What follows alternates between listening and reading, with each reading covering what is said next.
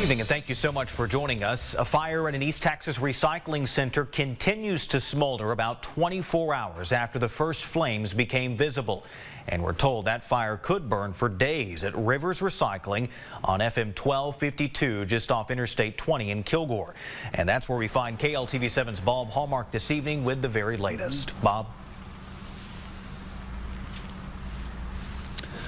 Blake, the flames that engulfed the Rivers Recycling facility yesterday have been replaced by billowing smoke that can be seen from miles. It's a wait and watch situation now, and there's still plenty that can burn. The flames had spread to the entire facility by the time firefighters arrived yesterday. Bigger than what we normally get here in Kilgore, so it's a pretty good size fire. Full of bundles of this product. It's tightly packed together. It can internally combust. Several things could have happened, and when it does, it burns hot, and it'll burn for a long time. Today, the 37,000 square foot building continues to belch heavy smoke. Deep inside, fuel is still burning. Massive amounts of cardboard, plastics, aluminum cans, tin cans, all that kind of stuff. They're all bundled together. The fire now creates a bit of a problem for recyclers and cities that have recycling programs. We have to do something else with those materials when we collect them curbside. So beginning today, when we collect the recyclables in the cart on the side of the road, it will get loaded up with the trash and we will take it to the landfill along with the trash.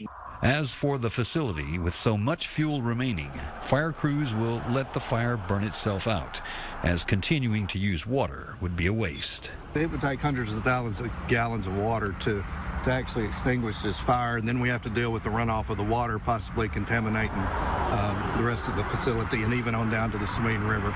And investigators cannot determine the cause until the fire is out. The roof is obviously caved in, so we have structural collapse throughout the whole facility. There's not a whole lot we can do at this point except just monitor it and stand by.